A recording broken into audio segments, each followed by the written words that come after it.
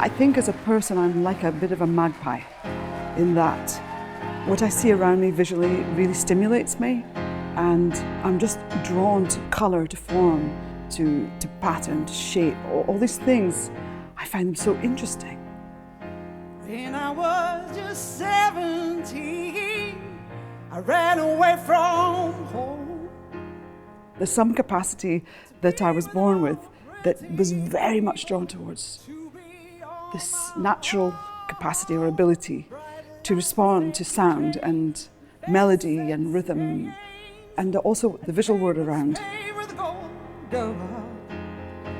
And I believed in everything that everybody told me, yeah. When I was about 11, I think, I had an opportunity at school to perform on stage. They had a pantomime and I was Peter Pan. And it was really a week of such terror of the fear of performance, and at the same time it was liberating because I was able to step into a persona and I could make people laugh. I found that incredible, that I could actually make people laugh. The whole hall, I made them laugh. And I loved that. I loved it so much because it felt like I was coming out, because I couldn't be that person otherwise. We were all constrained, and we need to be constrained because otherwise we're a hazard to everybody and to ourselves. I cannot be a raging harridan, but I can invoke that in performance. And it's safe to do that. It's a safe place to bring out these personas.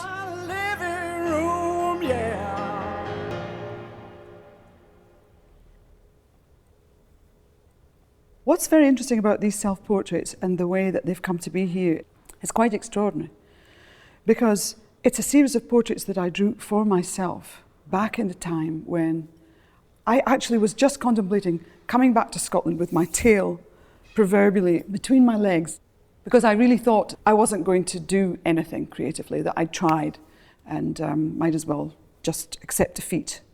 And curiously enough, that's just before I cut my hair really short. And that was a signifying moment. It was almost like I sort of came through the longer red-haired version, poof, into this kind of, right, this is it, this is where I'm headed now. The wall that they're presented next to is like the fragile wall.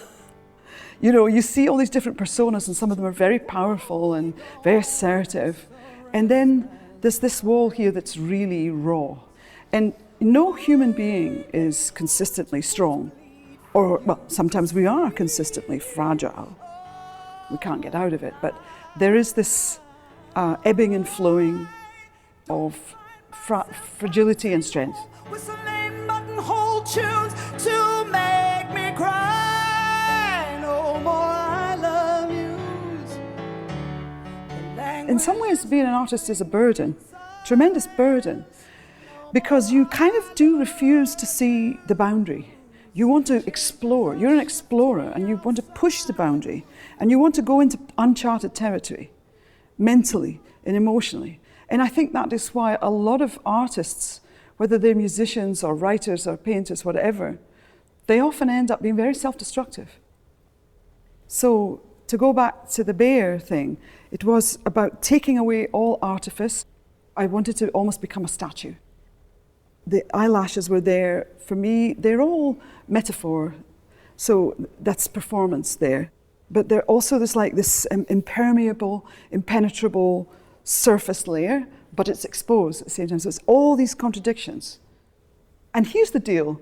People think that we should have no contradictions, and that we should just be this thing, and you can measure it and you can do it. Actually, all human beings are bundles of contradictions, and we're just managing that. And so if, all artists know that, they know it. Whether they consciously know it or not, that's because that's part of being human.